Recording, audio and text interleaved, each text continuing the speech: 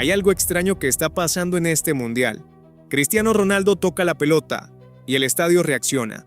Neymar aparece en pantalla y las cámaras lo siguen a pesar de que esté lesionado. Lamine Yamal recibe el balón y todos esperan algo especial. Pero unos segundos después, el partido sigue exactamente igual. Y eso es lo raro. Unos son leyendas y pertenecen a la élite, pero otros, al ser su primer mundial, no dan la talla. Porque hace años, cuando aparecían jugadores así, sentías que algo podía pasar en cualquier momento. Hoy no. Hoy los vemos, los admiramos, los respetamos, pero ya no sentimos lo mismo. Y si esa sensación se está repitiendo con tantas estrellas distintas, quizá el problema no sea Cristiano, quizá no sea Neymar, quizá tampoco sea Lamine. Quizá el problema sea algo mucho más grande, porque este mundial está dejando una pregunta incómoda. ¿Por qué algunas de las mayores figuras del fútbol ya no parecen tan decisivas como antes? Y la respuesta podría cambiar por completo la forma en que entendemos este torneo. Capítulo 1. La diferencia entre admirar y temer. Hay una pregunta sencilla. ¿Cuántos jugadores actuales generan admiración? Muchísimos. Ahora hagamos otra pregunta. ¿Cuántos generan miedo? Ahí la lista se vuelve mucho más corta. Y parece un detalle menor, pero en realidad cambia todo. Porque una cosa es reconocer la grandeza de un futbolista. Otra muy distinta es sentir que puede destruir tu partido en cualquier momento. Durante años, el Mundial estuvo lleno de jugadores así. No importaba si jugaban bien o mal durante 60 minutos. La sensación siempre era la misma. Si les dabas una oportunidad, podían decidirlo todo. Y esa sensación era visible incluso en los rivales. Los equipos ajustaban tácticas enteras pensando en una sola persona. Hoy ocurre algo diferente. Las estrellas siguen teniendo prestigio, siguen vendiendo camisetas, siguen llenando estadios, pero cada vez es más común escuchar algo como: si hacemos nuestro partido, podemos controlarlos. Y eso habría sido impensable hace años. Lo curioso es que mucha gente interpreta esto como un problema individual, como si las figuras simplemente hubieran empeorado. Pero aquí aparece una pregunta interesante. ¿Y si estamos culpando a los jugadores cuando el verdadero cambio ocurrió en otro lugar? Porque quizá las estrellas no son las únicas que han cambiado. Quizá cambió el fútbol entero. Capítulo 2. El error que todos cometen. Cuando una figura decepciona, la explicación suele ser inmediata. Está viejo, está fuera de forma, está sobrevalorado. Pero esa respuesta tiene un problema. Es demasiado simple, porque si el fenómeno estuviera ocurriendo con uno o dos jugadores, tendría sentido. Pero cuando empiezas a verlo repetirse constantemente, aparece otra posibilidad. Quizá estamos observando algo más profundo. Pensemos en esto. El fútbol actual es más rápido, más físico, más táctico, más estudiado. Los entrenadores tienen acceso a información que hace 20 años parecía ciencia ficción. Los rivales conocen tus movimientos, tus zonas favoritas, tus patrones, tus debilidades, todo.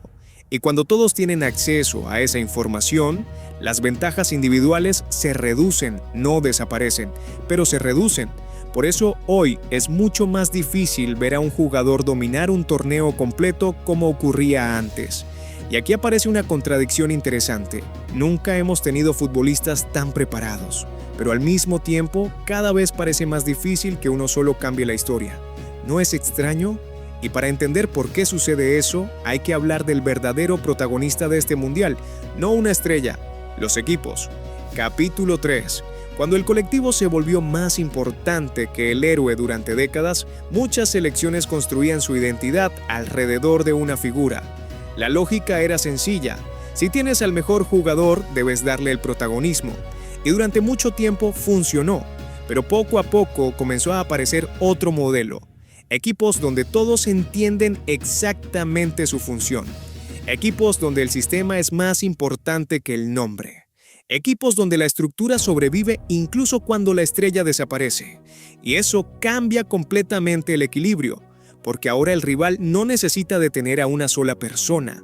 Necesita competir contra un mecanismo entero. Es como intentar apagar una lámpara. Antes bastaba con desconectar un cable. Ahora tienes que detener toda la instalación. Y ahí es donde muchas estrellas empiezan a parecer menos influyentes.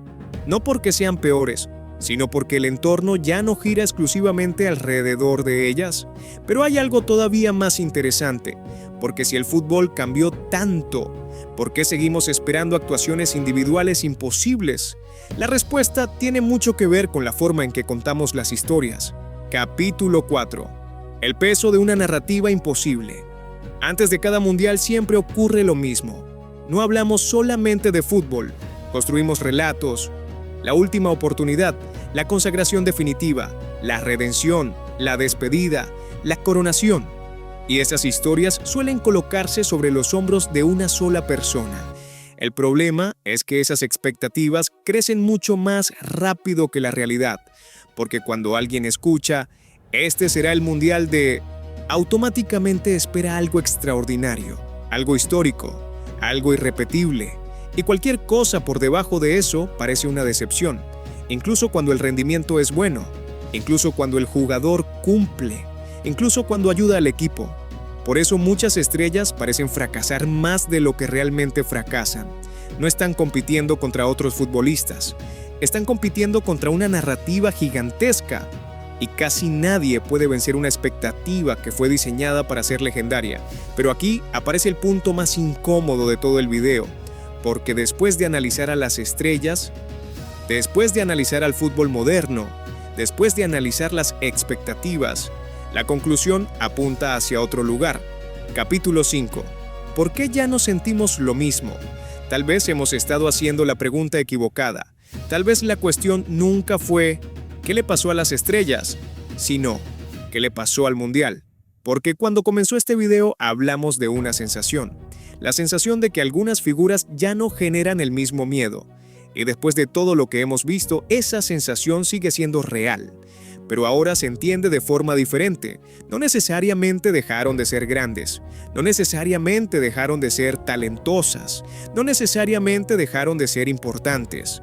Lo que ocurrió es que el escenario cambió. El fútbol se volvió más colectivo, más estructurado, más dependiente de sistemas completos y menos dependiente de héroes individuales.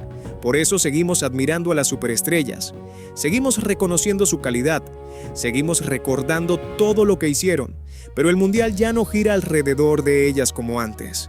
Y quizá esa es la verdadera razón por la que algunas dejaron de dar miedo, no porque se hicieron pequeñas, sino porque el juego se hizo más grande que cualquier jugador. Y cuando eso ocurre, incluso las figuras más enormes dejan de ser el centro de la historia.